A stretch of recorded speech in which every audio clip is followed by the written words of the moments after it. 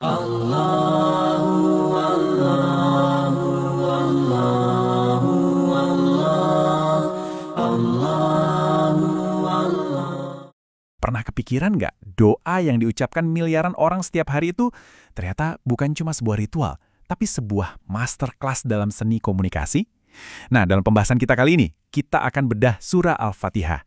Tapi bukan cuma dari sisi spiritualnya aja, kita akan lihat ini sebagai sebuah cetak biru, sebuah blueprint untuk komunikasi yang sempurna. Jadi, apa sih rahasianya? Apa yang bikin sebuah permohonan, entah itu ke Tuhan, atau bahkan dalam obrolan kita sehari-hari, bisa terasa begitu kuat dan pas?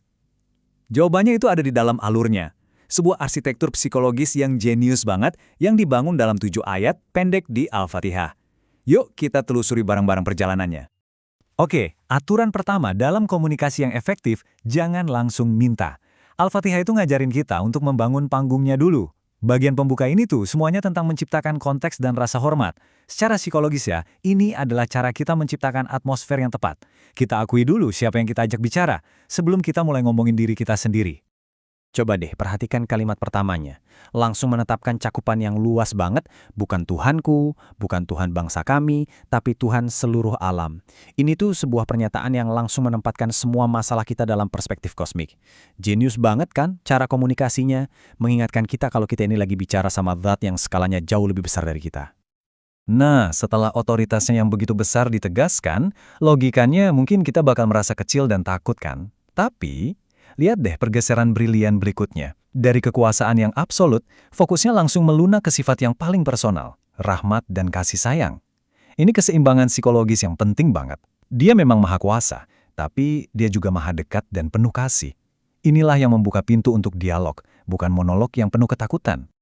Dan atribut ketiga ini seakan-akan mengunci fondasinya. Dengan apa? Dengan menambahkan elemen akuntabilitas.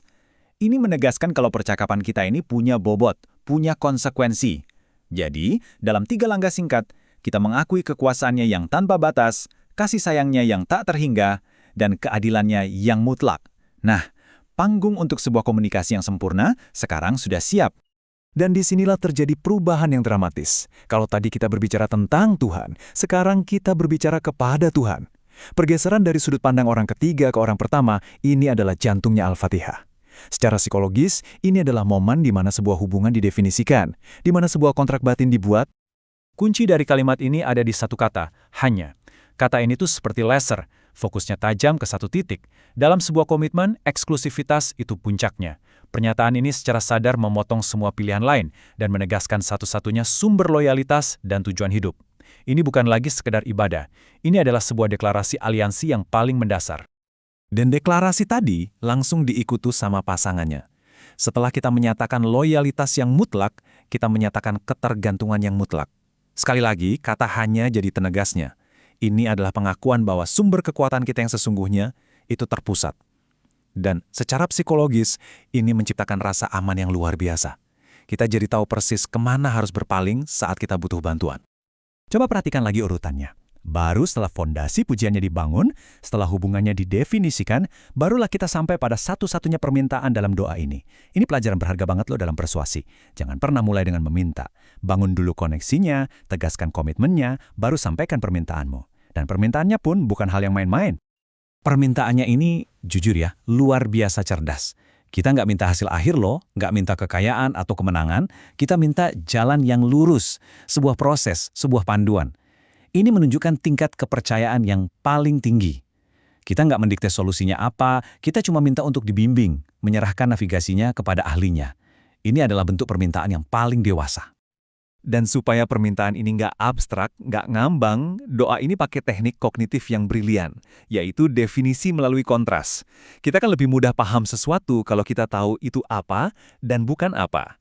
Nah, jalan lurus di sini didefinisikan dengan contoh positif, jalannya orang yang diberi nikmat, dan juga contoh negatif, bukan jalannya mereka yang dimurkai atau tersesat. Permintaannya jadi sangat presisi dan jelas. Jadi, inilah anatominya. Sebuah alur komunikasi yang sempurna.